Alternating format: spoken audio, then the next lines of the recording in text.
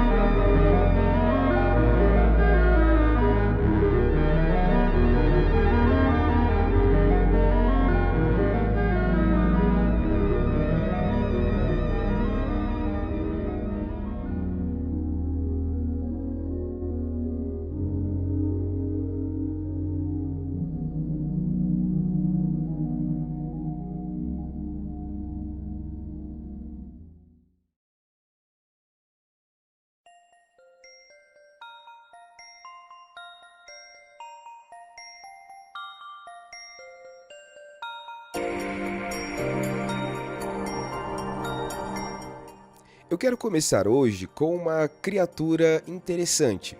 Na hora de fazer a pesquisa para esse vídeo, eu fiquei tentando encontrar aquelas de lugares específicos e que não é todo mundo que conhece. E eu acabei esbarrando em uma chamada Knocker. Os Knockers, também conhecido como Knackers ou Tominackers nos Estados Unidos, são criaturas lendárias subterrâneas da mitologia da Cornualha e de Devon, na Inglaterra. Eles são descritos como pequenos seres semelhantes a gnomos e teriam hábitos travessos e misteriosos, vivendo nas profundezas das minas. Segundo o folclore, os Knockers têm cerca de 60 centímetros de altura, com cabeças grandes em proporção ao corpo, braços longos, pele enrugada e longas barbas brancas. Eles vestem pequenas versões das roupas usadas por mineradores, capacetes, botas e também ferramentas em miniatura. E eles costumam cometer pequenas travessuras, como roubar ferramentas ou comida deixada sem vigilância. Nas minas da Cornualha, eles acreditavam que os Knockers ajudavam esses mineradores, indicando a presença de ricos veios de estanho ao baterem nas paredes das galerias. Com o tempo, especialmente quando a mineração se industrializou e as condições de trabalho se tornaram mais perigosas, esses seres passaram a ser vistos também como protetores. Seus toques nas rochas seriam avisos de desabamentos ou acidentes iminentes. Embora fossem considerados em geral benevolentes, os Knockers também tinham um lado brincalhão. Eles apagavam velas, escondiam ferramentas e pregavam susto nos trabalhadores.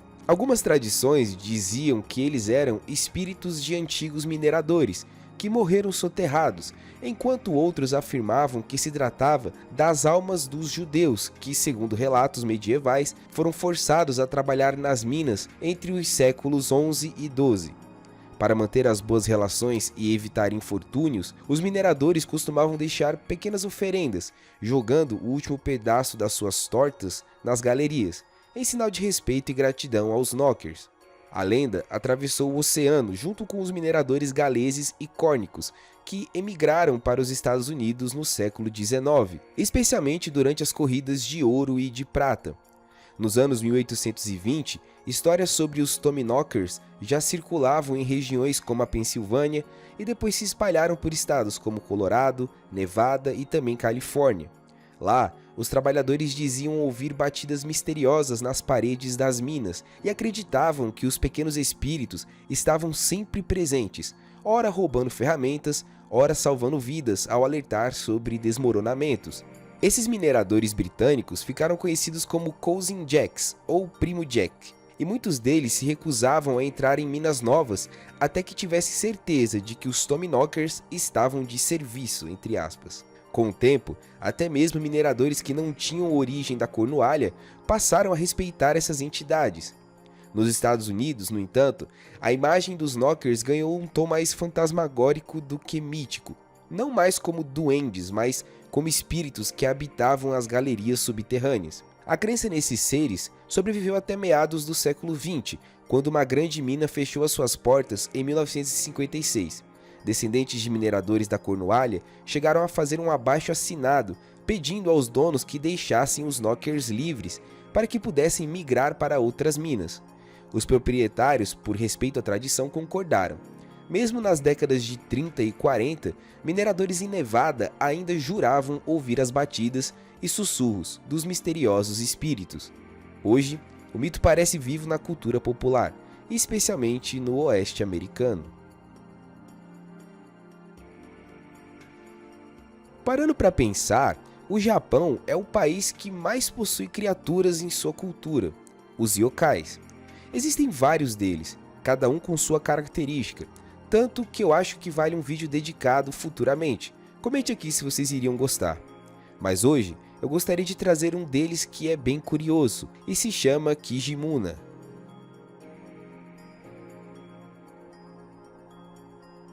Os Kijimunas são espíritos da floresta profundamente enraizados no folclore de Okinawa, surgindo como uma das entidades mais queridas da mitologia local. São descritos como pequenas criaturas humanoides, com a aparência de crianças travessas, rostos redondos, olhos grandes e cabelos extremamente vibrantes, quase sempre vermelho, às vezes verde, que parecem chamas vivas se movendo entre as copas das árvores. Na tradição de Okinawa, os Kijimuna têm uma natureza ambígua. Eles são brincalhões por essência, adoram explorar as aldeias, roubar pequenos objetos, assustar pessoas distraídas e pregar peças durante a noite. Um dos relatos mais antigos diz que eles costumam se sentar sobre o peito de alguém que está adormecido, causando uma sensação de sufocamento, algo que muitos relacionam hoje ao fenômeno da paralisia do sono. Apesar disso, eles não são naturalmente malignos, são como espíritos caprichosos que esperam respeito e cuidado. Quando alguém destrói as suas árvores sagradas ou ignoram a sua presença, eles podem reagir com vingança. Existem histórias de barcos que foram sabotados, redes de pescas que foram rasgadas e muitos viajantes que se perderam por causa da sua ira. Mas quando tratados com gentileza, os Kijimunas se tornam aliados valiosos. Acredita-se que eles têm enorme afinidade com o mar e uma habilidade sobrenatural de encontrar peixes, razão pela qual muitos pescadores afirmavam receber ajuda desse espírito para localizar cardumes abundantes. Tem histórias em que um Kijimuna acompanha um pescador fielmente por anos, guiando-o e garantindo seu sustento. Em algumas narrativas, eles chegam até a colaborar com humanos na construção de casas, movendo troncos pesados com uma força que contradiz o seu pequeno tamanho. O relacionamento entre humanos e o Kijimuna sempre exigiu uma delicadeza. Os moradores de Okinawa costumavam fazer pequenas oferendas, comidas simples, roupas ou objetos coloridos, que eram deixados ao pé das figueiras da Índia, uma árvore nativa, como forma de garantir boa sorte e manter a harmonia com os espíritos. Há contos românticos também, onde os Kijimunas se apaixonam por humanos e se casam com eles, embora esses relacionamentos durem apenas enquanto o humano respeitar os seus tabus e segredos. A influência dos Kijimuna permanece viva até hoje na cultura de Okinawa. Eles aparecem em festivais, artesanato, mascotes turísticos e até na ciência moderna. Uma espécie de lula pigmeu descoberta naquela região de Okinawa recebeu o nome Idiosepius Kijimuna, em homenagem a esses pequenos guardiões das florestas tropicais. Em essência, eles representam o espírito selvagem, alegre e imprevisível de Okinawa.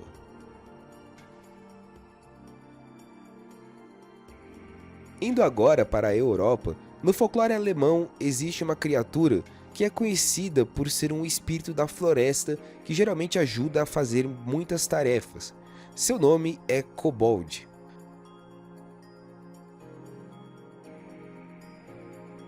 Os kobolds são espíritos domésticos profundamente enraizados nesse folclore germânico. São criaturas pequenas e inquietas que habitaram por séculos a imaginação popular da Alemanha. O termo, que possui várias variantes, refere-se a um tipo de Hausgeist, um espírito da casa que vive entre os humanos, ora ajudando, ora pregando peças, conforme seu humor e a forma como é tratado. Embora muitas vezes ele seja invisível, o kobold pode fazer barulhos como um poltergeist ou aparecer com o aspecto de criança pequena, de pele enrugada e expressões travessas. É comum que ele aceite ofertas simples, como leite ou sopa, em troca da sua boa vontade, mas se for ofendido, a sua vingança pode ser tão feroz quanto inesperada. O universo dos kobolds é amplo e muito difuso. Muitas vezes ele se mistura com outros espíritos da natureza. Em outras tradições, eles são associados a espécies de demônios das minas, como o Kobel ou o Bergmannlein, que mais tarde seriam agrupados por Paracelso com os elementais da terra, conhecido como gnomos. Num ambiente marítimo, o kobold também assume uma nova forma, o que é conhecido como Klabautermann. E se você assistiu One Piece, com certeza você vai lembrar disso. Ele é visto como um pequeno espírito dos navios, igualmente brincalhão, barulhento e sempre de barba branca ou cabelos vermelhos. Os kobolds são lembrados tanto pela sua ajuda quanto pela sua crueldade. Algumas narrativas antigas contam que o Hutchen, uma espécie de kobold famoso, após ser insultado por um jovem da cozinha, retalhou, desmembrando o rapaz e deixando o corpo dentro de um caldeirão como punição. Um caso semelhante envolve o espírito Tinmecken, que teria esquartejado outro rapaz depois que este bebeu leite que lhe era destinado. Mesmo assim, em muitas histórias, eles aparecem arrumando a cozinha, limpando estábulos ou ajudando discretamente no cotidiano doméstico, até que alguma falta de respeito desperte a sua fúria. Apesar das inúmeras aparências, muitos relatos afirmam que a verdadeira forma do kobold é semelhante de uma criança pequena, às vezes apenas percebida pelo toque e não pela visão. Em alguns lugares da Alemanha, acreditava-se que esses espíritos eram, na verdade, almas de crianças não batizadas que vagavam entre os vivos. A literatura dos irmãos Grimm confirma essa ideia, embora outros autores descrevam os kobolds como pequenos homens de barba longa, cabelos avermelhados ou mesmo figuras vestindo casacos coloridos. Seu símbolo mais reconhecível, contudo, é o chapéu vermelho pontudo, uma marca que atravessa várias culturas da Europa. Esse acessório é tão importante que, segundo algumas histórias, presentear um kobold com uma peça de roupa pode afastá-lo para sempre, uma tradição semelhante de outras criaturas domésticas do folclore europeu.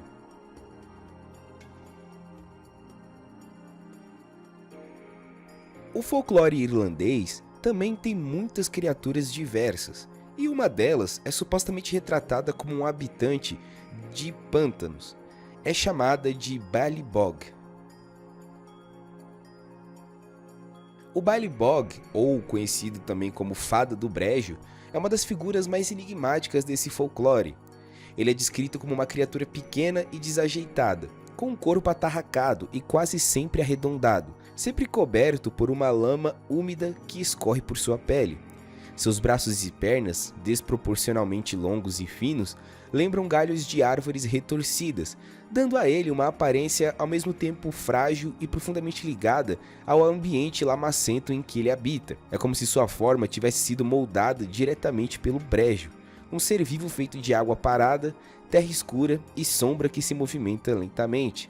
Apesar dessa aparência estranha, o Ballybog raramente é considerado hostil.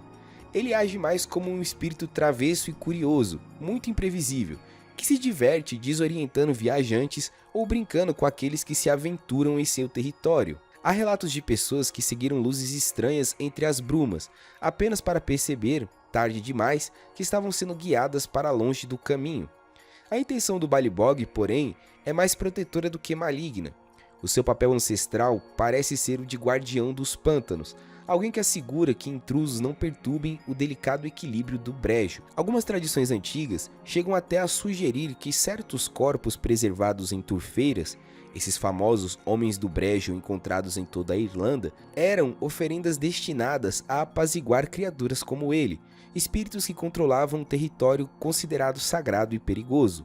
Essas criaturas possuem habilidades estranhas e sutis, quase sempre ligadas a um engano sensorial. O Balibog é capaz de criar miragens, manipular sombras e torcer a percepção daqueles que o veem, produzindo formas ilusórias que se dissipam assim que alguém tenta tocá-las. Seu modo de comunicação é igualmente peculiar. Ele não fala com os humanos, ele prefere emitir grunhidos, sons abafados e balbúcios que ecoam através do pântano, sempre misturado ao som de água borbulhenta ou de vento arrastando a vegetação úmida. Com o passar do tempo, o Balibog também encontrou seu lugar nas obras de fantasia, especialmente em RPGs e universos ficcionais onde a sua natureza é reinterpretada. Em algumas dessas versões modernas, ele ganha características ainda mais grotescas, como a capacidade de excretar lama espessa e pegajosa, usada para paralisar adversários ou marcar o seu território. Mesmo assim, a essência permanece. Ele continua sendo um ser profundamente associado ao brejo, uma criatura da umidade, da sombra e da terra viva.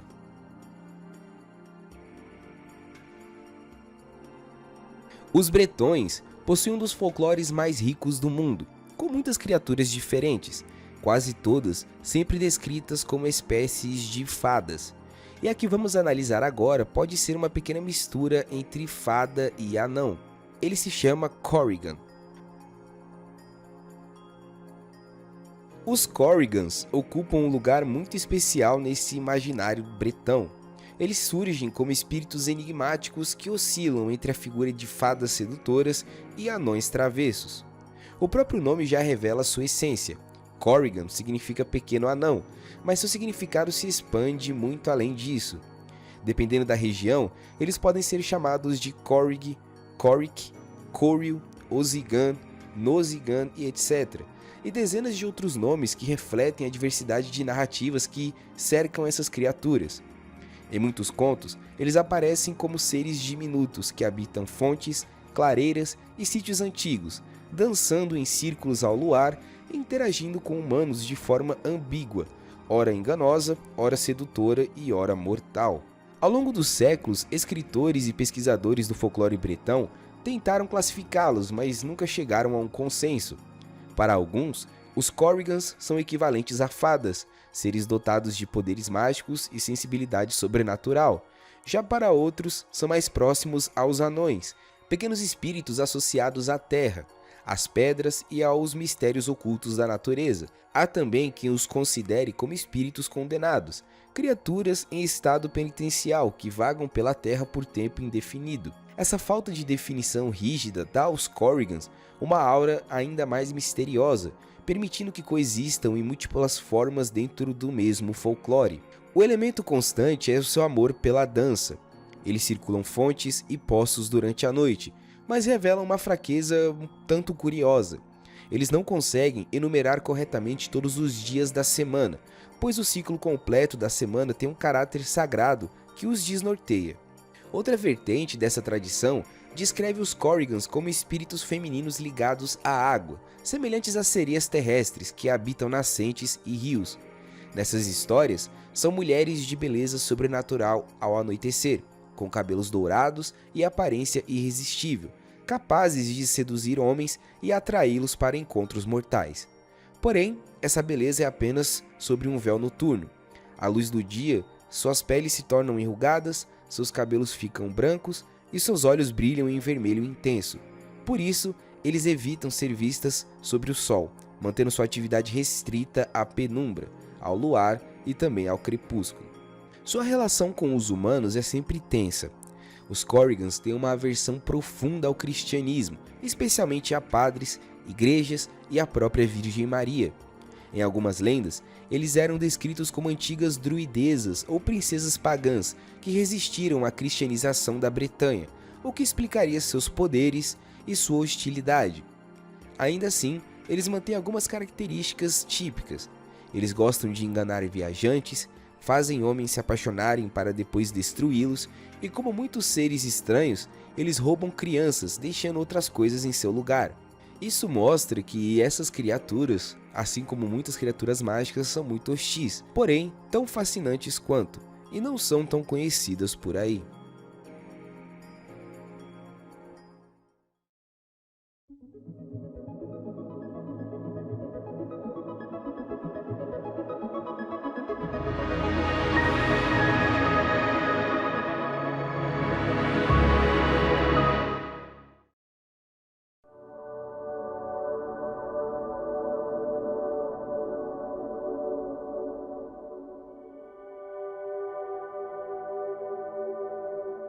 Um dos lugares que possui um folclore riquíssimo, que eu creio que muitas poucas pessoas acompanham, é o Havaí. É uma cultura muito forte, e um dos seres que existem lá é chamado de Menehune. Os Menehune fazem parte dessas tradições antigas do Havaí, que, segundo as lendas, teria surgido como um povo misterioso que teria habitado as ilhas muito antes da chegada dos colonos polinésios. São descritos como pequenos construtores noturnos, habilidosos a ponto de erguerem estruturas impressionantes em uma única noite.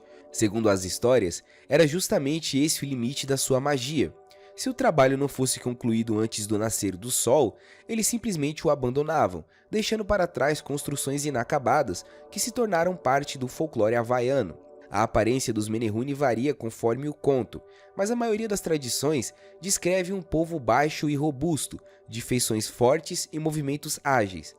Apesar do tamanho reduzido, eles são considerados artesãos extraordinários, capazes de realizar obras da engenharia tão precisas que até hoje despertam curiosidade. Essa habilidade costumava ser associada ao silêncio e ao sigilo. Trabalhavam apenas à noite, longe dos olhos humanos, surgindo e desaparecendo como sombras.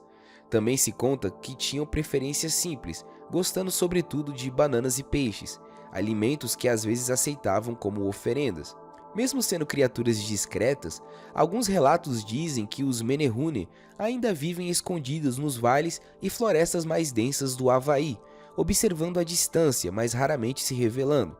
Muitas das antigas estruturas atribuídas a eles continuam de pé, reforçando a ideia de um povo desconhecido que deixou marcas profundas nas ilhas. Entre essas obras está o famoso lago artificial de Alecoco, conhecido como o Menehune Fish Pond, cuja construção é tão sofisticada que por muito tempo se debateu se seres humanos comuns realmente poderiam tê-la erguido no passado. Templos como o Kaheiki e o Lupo em Oahu também são creditados a eles, sempre reforçando a imagem de construtores lendários. Na cultura contemporânea do Havaí, o nome Menehune se transformou em símbolo de criatividade, humor e destreza. Ele aparece em marcas, personagens e projetos que buscam capturar o espírito de engenhosidade rápida e silenciosa. Para muitos havaianos, os Menehune representam não apenas criaturas mágicas, mas a memória viva de um passado ancestral, onde o mistério da natureza e a força das lendas moldavam o cotidiano das ilhas.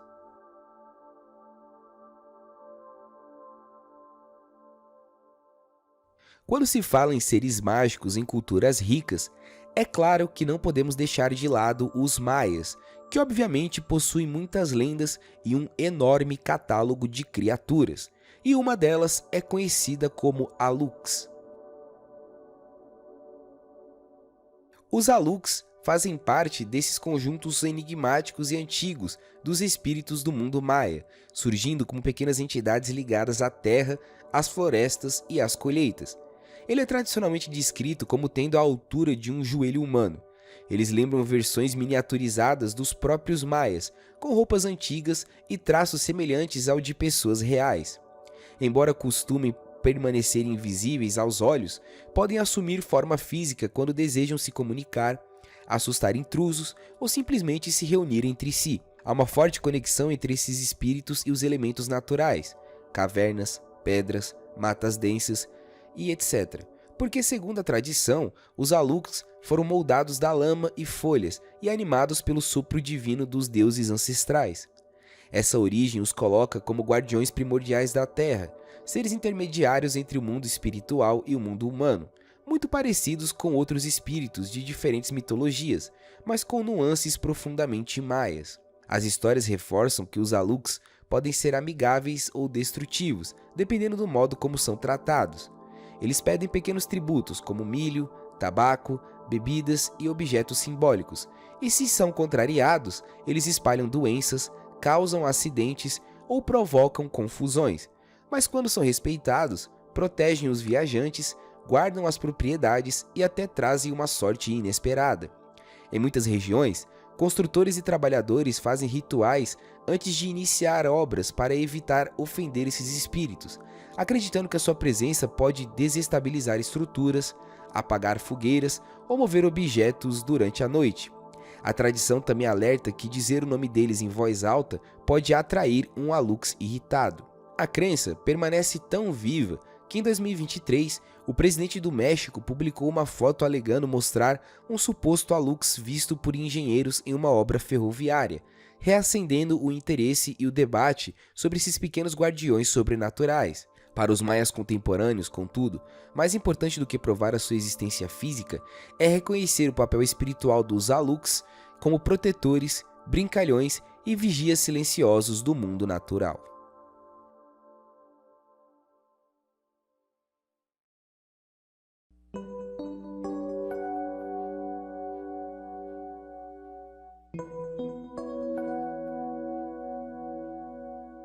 Bem, ficamos por aqui.